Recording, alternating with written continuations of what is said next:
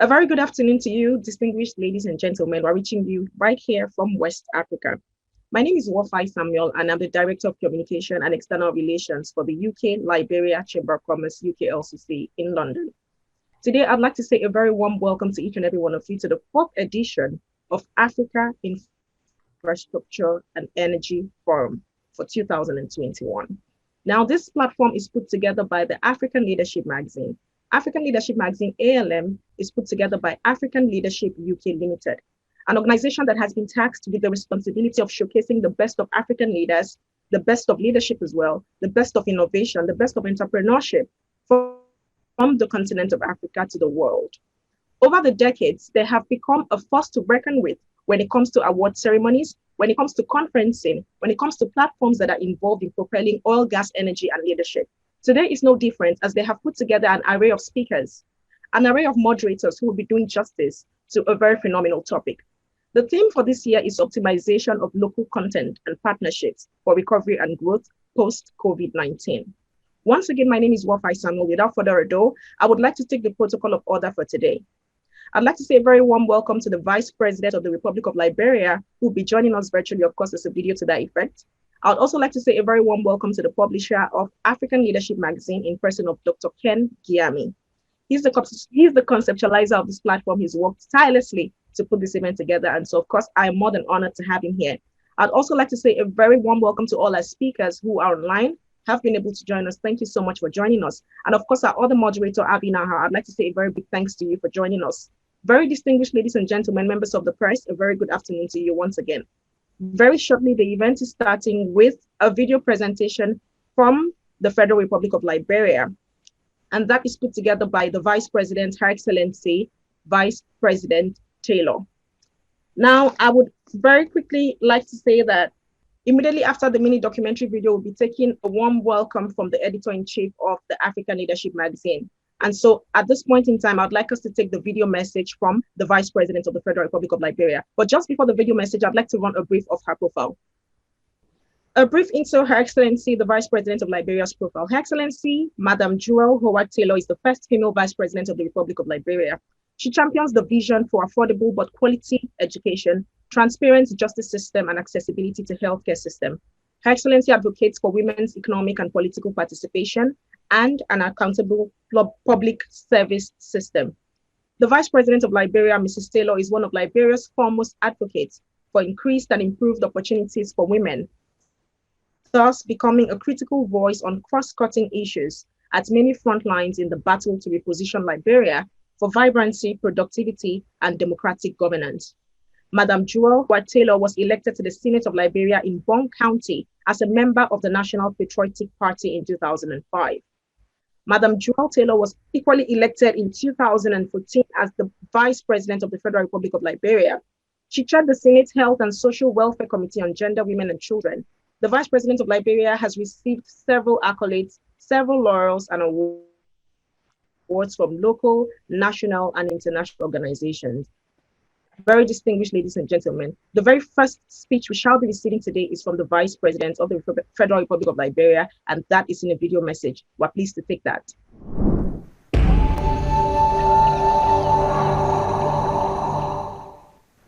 Dr. Ken Giami, Chairman of the African Leadership Magazine, distinguished guests, honorees, ladies and gentlemen. I'm happy to have been invited by the African Leadership Magazine and be given the opportunity to make opening remarks at this year's edition of the Africa Energy and Infrastructure Forum 2021. It would have been my pleasure to participate in person in this forum, but for conflicting national schedules, I was unable to be there in person. Nevertheless, I'm happy that technology has made it possible for me to still share my thoughts with you.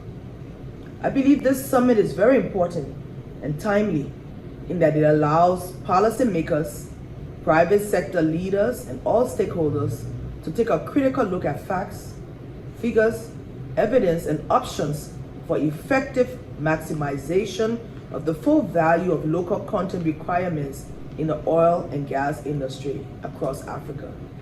It is pertinent for me to juxtapose that while member countries of the Organization of Petroleum Exporting Countries have over the years been rated high in terms of gross domestic products, the multiplier effect of their enhanced national income, balance of trade, balance of payment, and external reserve, we cannot say the same story about Africa. The available facts does not show that all wealth in Africa has maximally, or at least considerably, promoted development on the continent.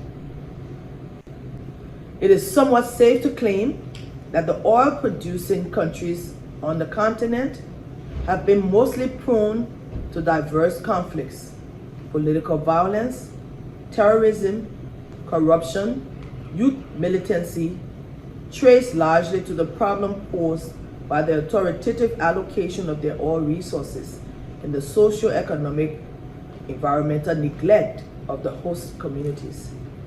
Historically, when we look through the waves of changes in Sudan, Libya, Egypt, Ivory Coast, Mali, and other African countries, even the youngest African nation state, namely South Sudan, we have witnessed bitter experiences which have stifled the economies of the oil nations and attracted the intervention of both African Union and the United Nations. My country, Liberia, as well as more African nations, are joining the International Committee of Oil-Bearing States, including Ghana, Uganda, Kenya, Sierra Leone, and Mozambique. As government leaders, policymakers, and business, we have to learn from the experiences of the old members of the committee by ensuring the full maximization of the potentials we have and the equitable allocation of distribution of the incipient oil wealth on the continent.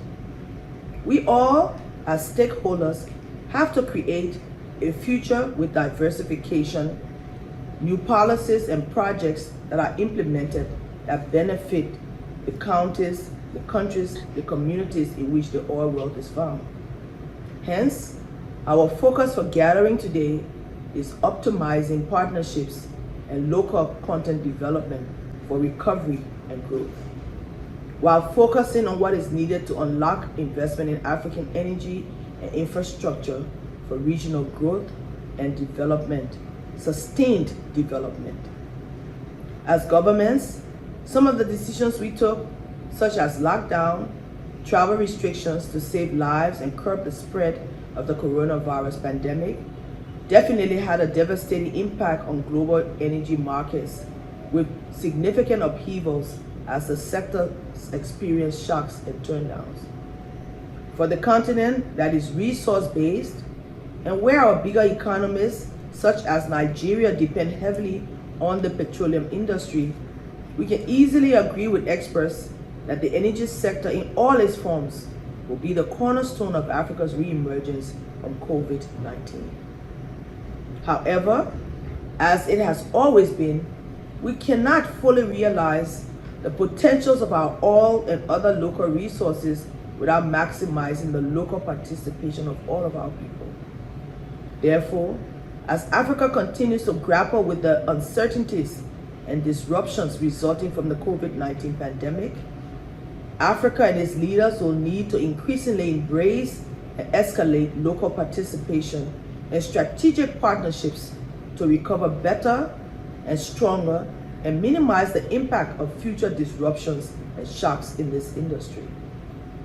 While local content development have experienced significant growth, especially in the past decade, as indigenous companies and homegrown players now have a significant share of the market from the traditional foreign multilaterals, largely due to the implementation of local content frameworks and policies across the continent, we still have to do more as stakeholders.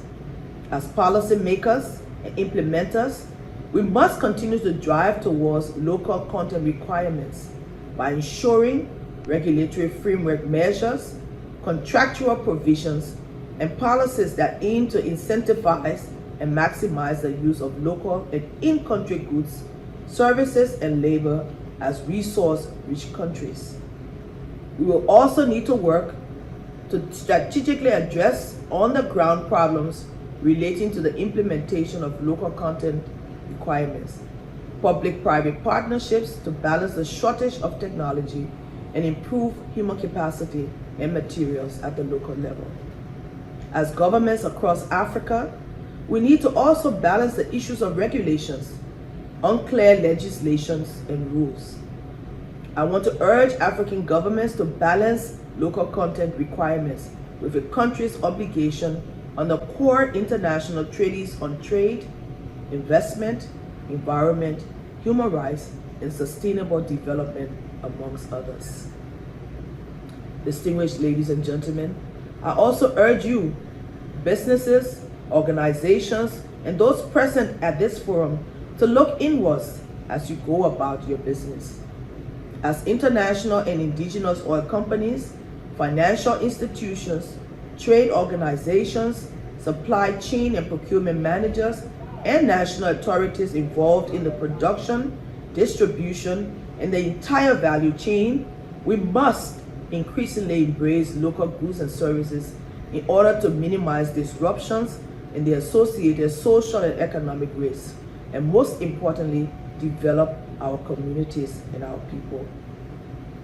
Once again, I thank the organizers of this forum, my friend and brother, Dr. Ken Giami, for giving me the opportunity to share my thoughts on this important topic.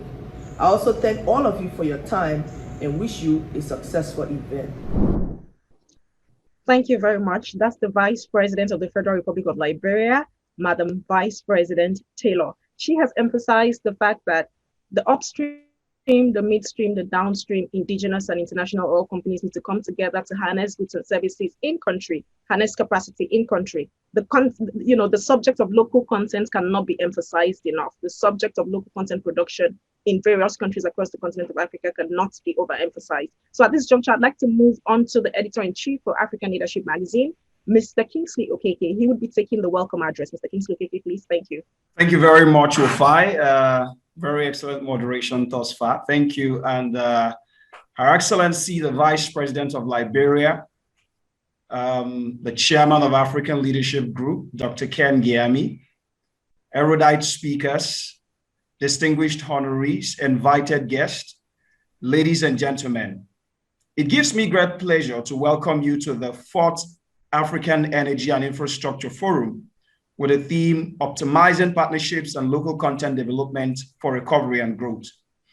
This event couldn't have come at a better time as the continent grapples with the efforts aimed at rebuilding the ruins occasioned by the COVID-19 pandemic. According to a 2020 World Bank Regional Economic Analysis titled Africa's Pulse, Charting the Road to Recovery, the pandemic pushed sub-Saharan Africa to experience its first recession after 25 years. It also drove about 40 million people into extreme poverty. And it also erased at least 5 years of progress that has been made thus far in fighting poverty. Similarly, the United Nations Conference on Trade and Development, in a paper titled Assessing the Impact of COVID-19 on African Economic Development, published in July 2020, estimates that COVID-19 will drag African economies into a fall of about 1.4 GDP, with smaller economies facing a contraction of up to 7.8%. The contraction is mainly as a result of export adjustments affecting primary commodity exporters and the attendant losses to tax revenue, which reduce the capacity of government to extend public services necessary to respond to the crisis. Ladies and gentlemen, the prevailing reality suggests that Africa's development trajectory has suffered a severe setback. It is important to note that available data have shown that Africa's economy is expected to be between 349 billion and 643 billion smaller in 2020. Of course, it is lower than earlier, before the COVID estimations. According to a recent study by the Bruker, a Netherlands-based think tank, in the best case scenario, Africa's GDP per capita will recover to 2019 levels by 2024, while the worst case scenario indicates that the restoration of GDP to 2019 levels may only be in 2030. There is no doubt that COVID-19 is set to further constrain Africa's progress towards attaining the 2030 Sustainable Development Goals, SDG, particularly the Goal 9, which seeks to build resilient infrastructure, promote inclusive and sustainable industrialization, and foster innovations. When we add the COVID-19 disruption to Africa's prevailing infrastructure challenge, the situation becomes all the more dire. According to the African Development Bank, AFDB, Africa needs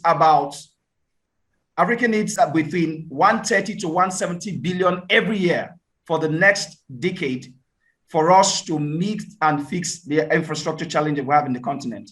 Of course, Deloitte also supports this, the AFDB position, but it presents a different statistics to support this.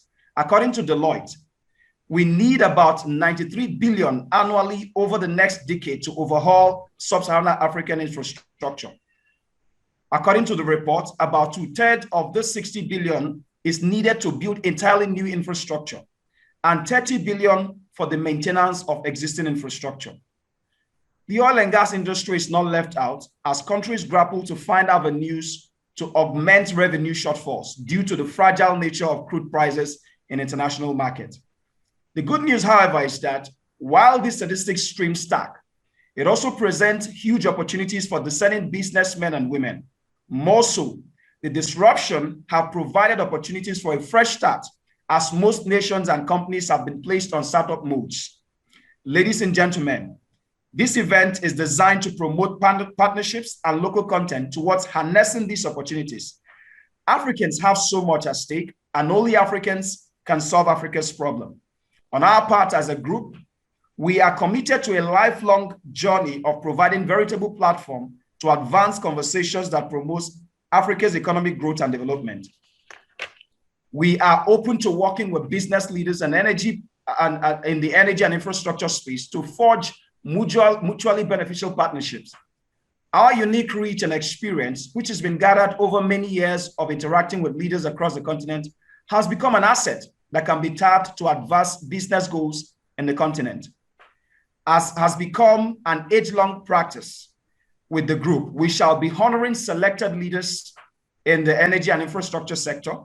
We are more excited this time, of course, to note that the sector, which used to be an exclusive preserve of men, is now witnessing a significant insurge by women. We have the likes of course, in this forum today, we have the likes of Mrs. Audrey Joe-Ezigbo, who is a lead speaker for today's event and the former president of Nigeria Gas Association and managing director of Falcon Petroleum.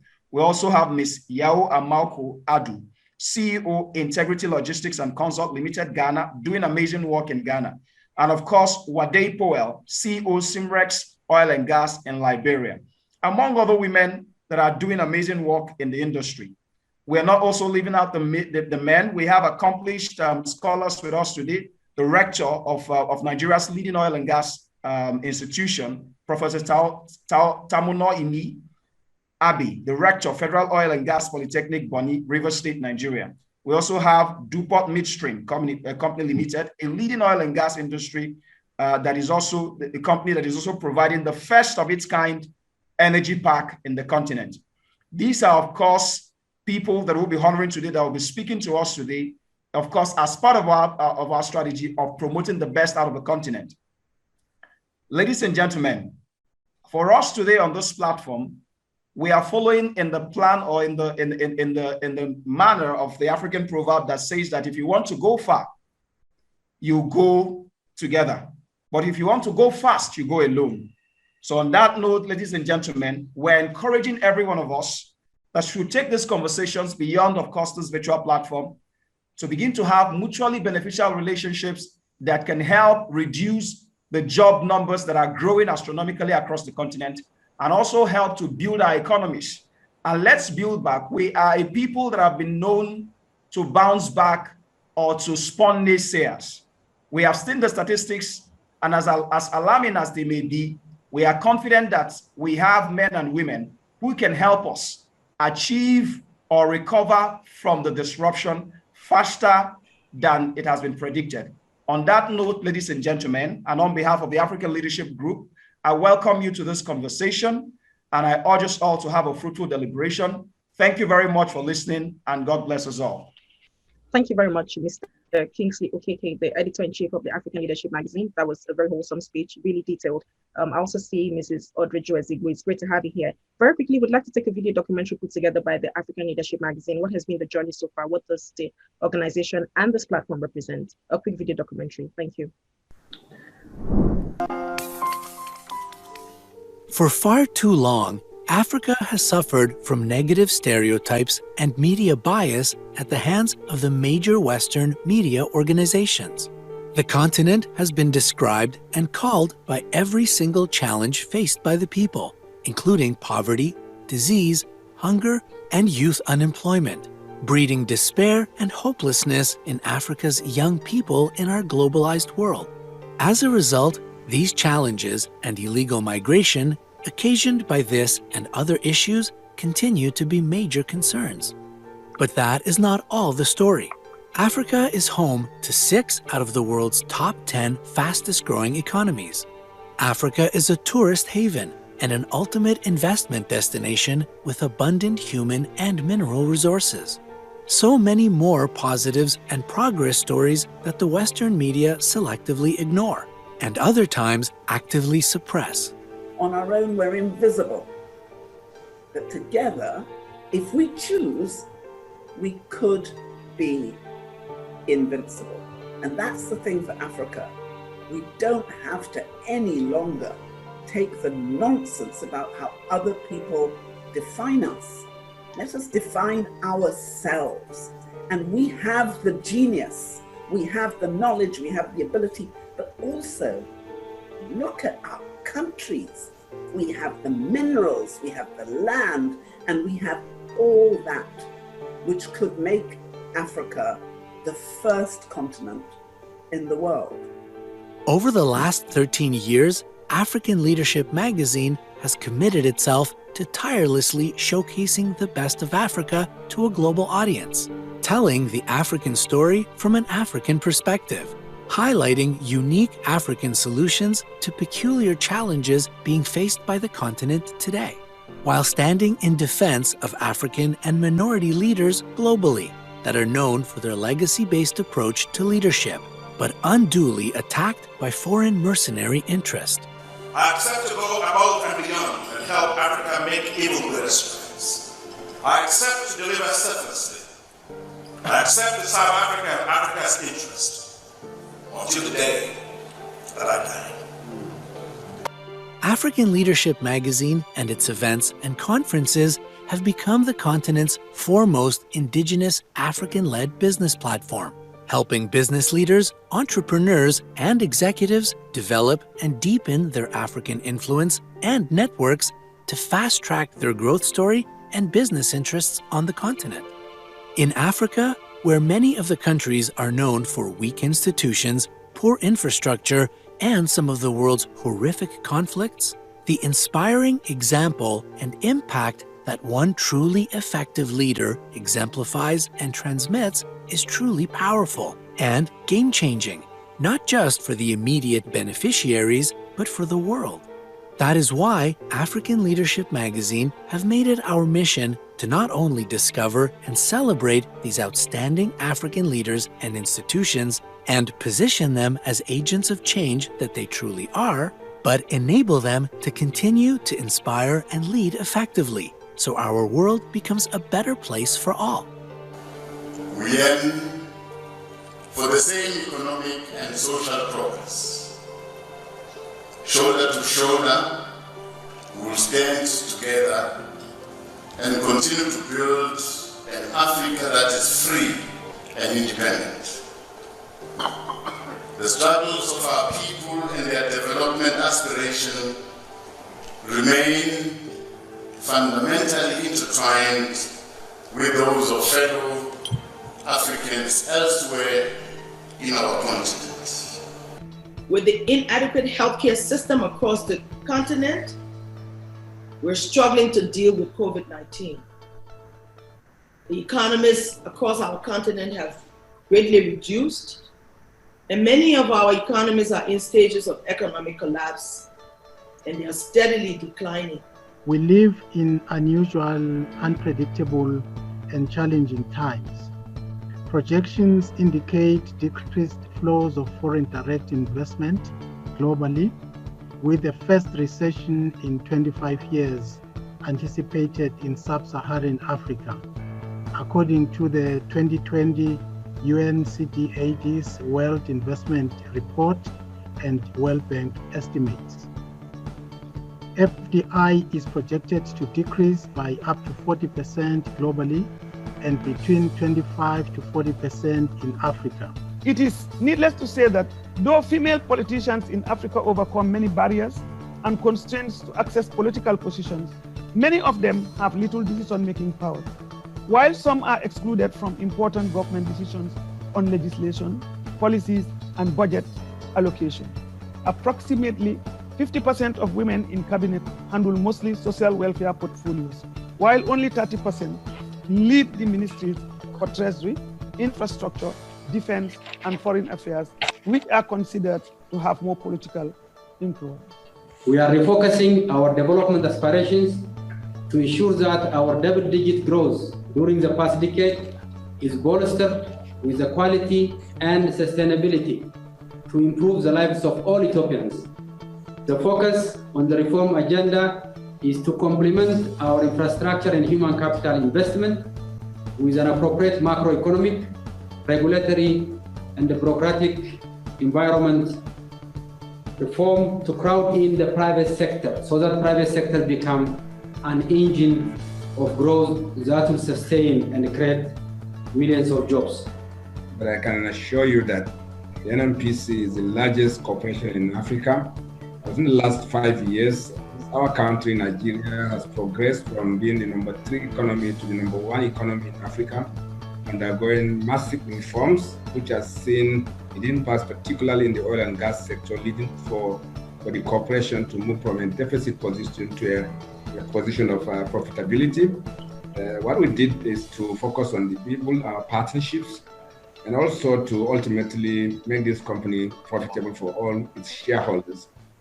We continue to publish the bi-monthly and highly rated African Leadership magazine, as well as the gender-focused quarterly Amazon's Watch magazine, and have spotlighted, celebrated, and worked with over 20 African heads of state, over 250 senior African corporate leaders, public servants, and community champions, enabling these leaders to go on to make their communities to become healthier, safer, and more prosperous. The one who buys what you produce supports your prosperity. Therefore, there must be no sectarianism in Uganda because it fragments our market. Moreover, even the Ugandan market is not enough. We need the African market. Hence, Pan-Africanism is core to our program. With the united African market, we can negotiate for access to other markets of the USA, China, India, Russia, Japan. Ladies and gentlemen, the challenges we face in our current state of relations are by no means impossible to overcome, nor are solutions scarce.